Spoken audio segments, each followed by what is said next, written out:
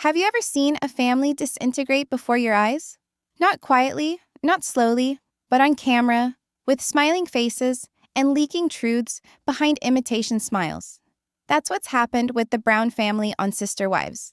What began as a united, faith-driven home, four women sharing one husband, raising a dozen plus kids together, has unraveled into a mess of isolation, mistrust, and deep emotional wounds.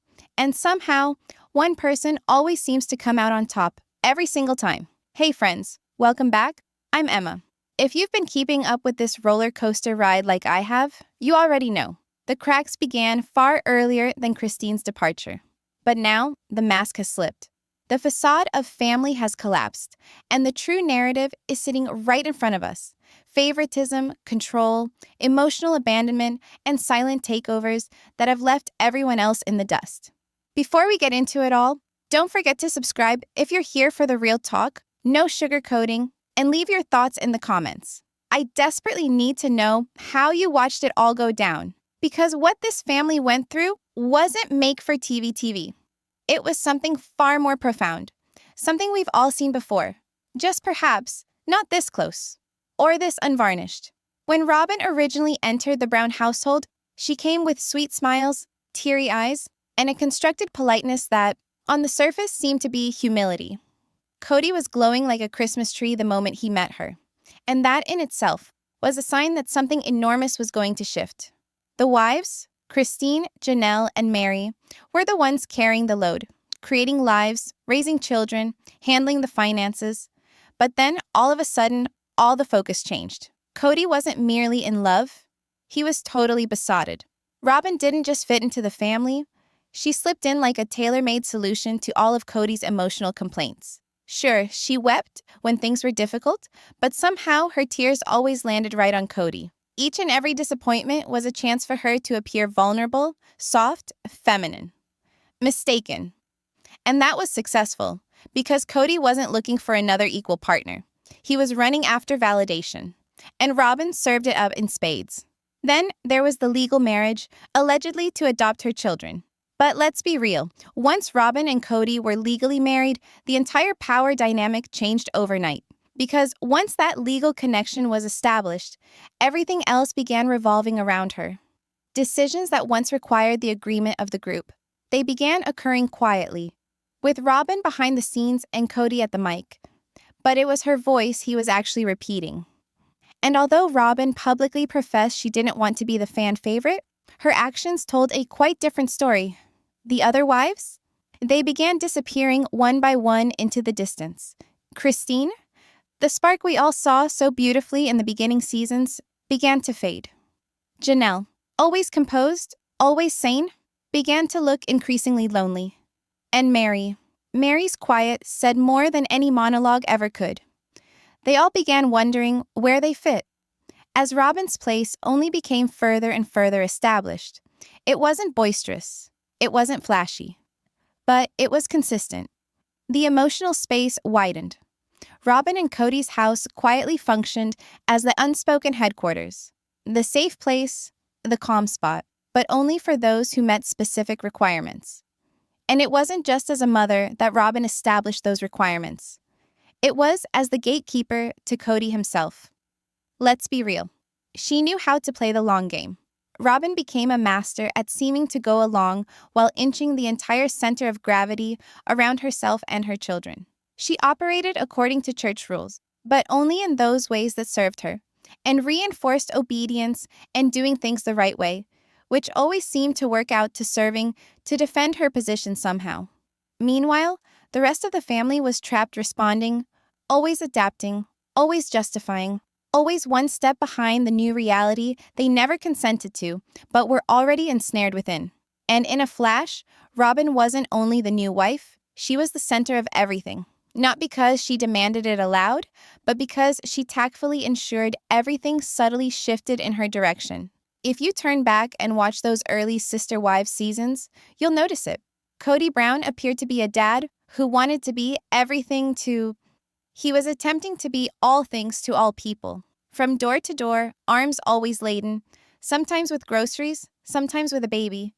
And for a few months, it appeared he was doing his best to do it. But somewhere between Robyn becoming a part of the family and the relocation to Flagstaff, that image of Kody began to fade.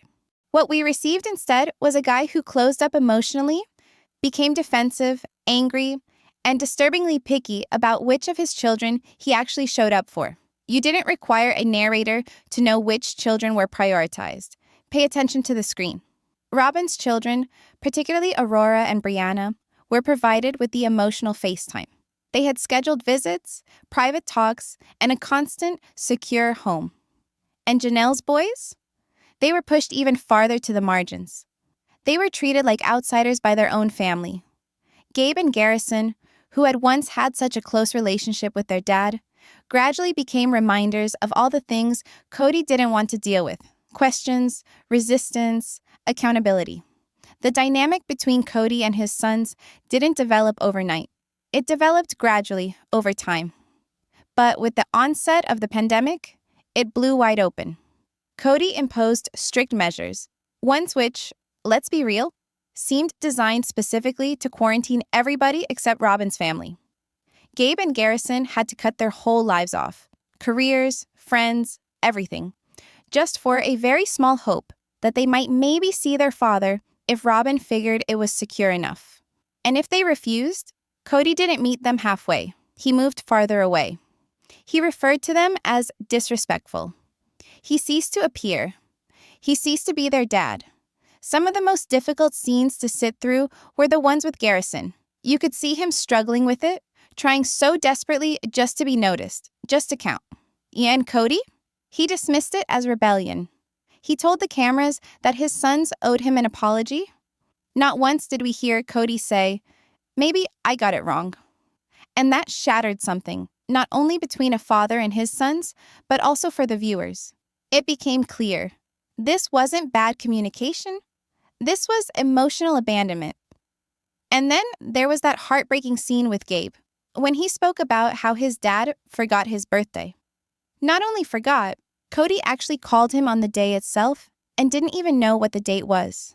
That silence, that empty, broken-eyed expression on Gabe's face as he said it, that wasn't just disappointment, that was grief.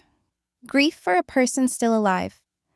Grief for a father who, although technically still present, had mentally checked out years ago. And amidst all of that hurt, Robyn's kids remained shielded. They weren't being cut off.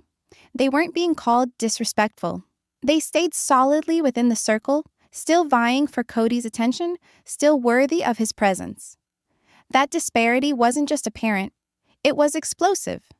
What occurred here wasn't just favoritism, it was emotional neglect masquerading as discipline. Kody wasn't the father to all his children anymore.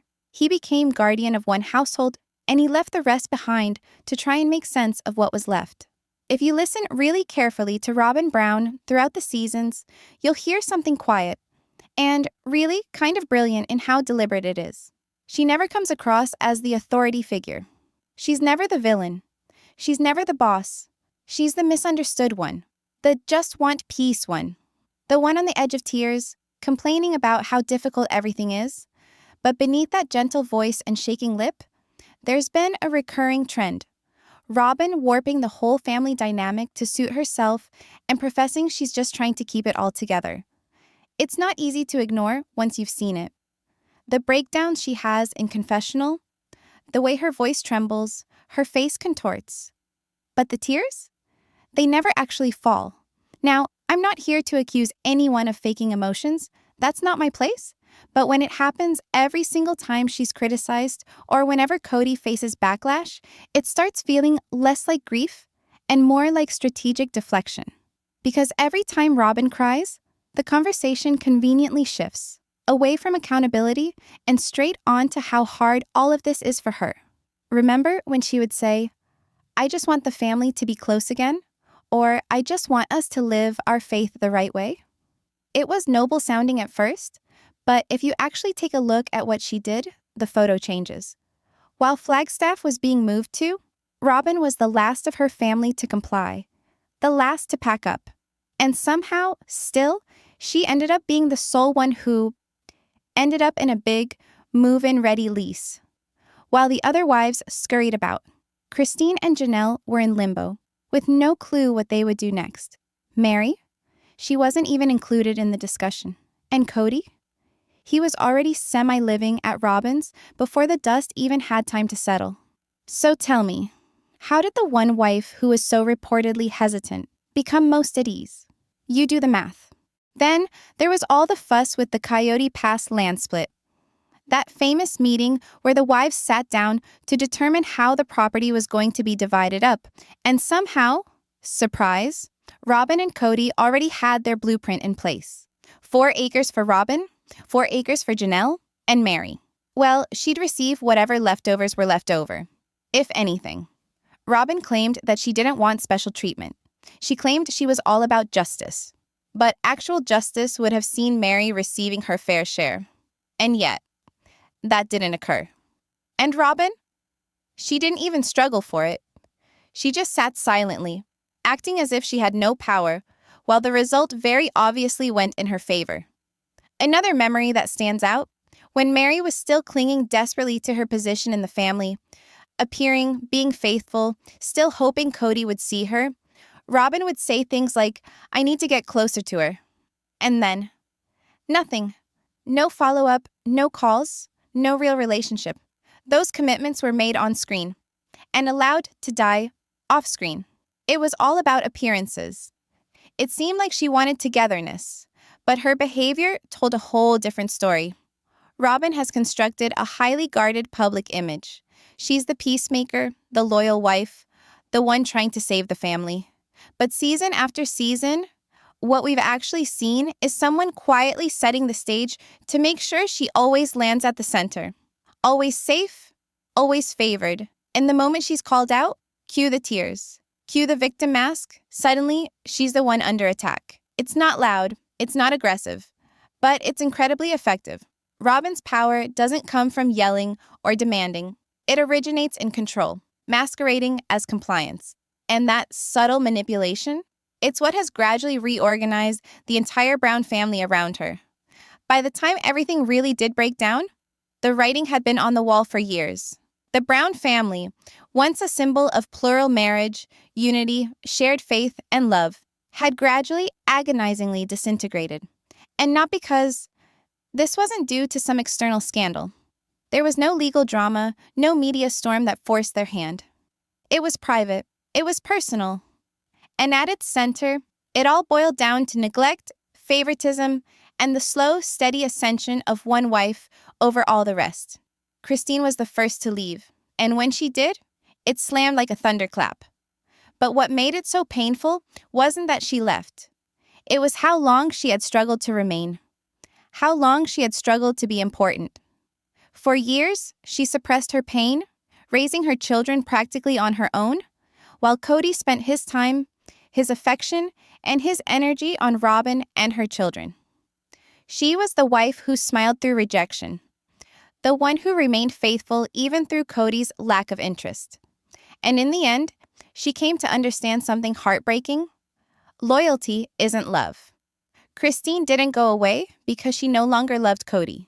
She went away because she finally realized he no longer loved her. A long, long time ago. Then Janelle appeared. And in many ways, Janelle's breaking point was tougher to witness. And when she did, it slammed like a thunderclap. But what made it so painful wasn't that she left. It was how long she had struggled to remain. How long she had struggled to be important.